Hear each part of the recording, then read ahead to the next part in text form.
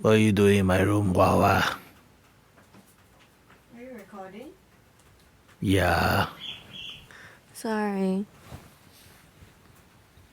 this is my niece, Wawa.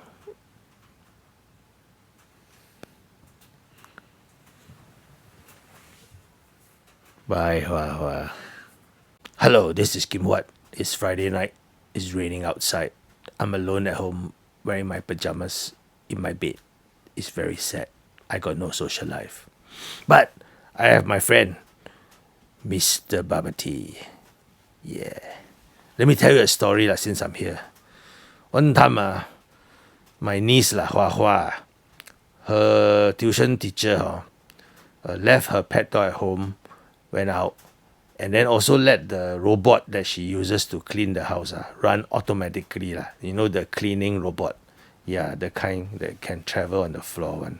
When she came home, her entire house was covered with gao sai. Yeah, dog poop. The dog pang sai.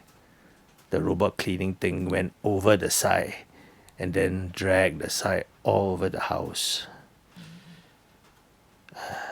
Very messy.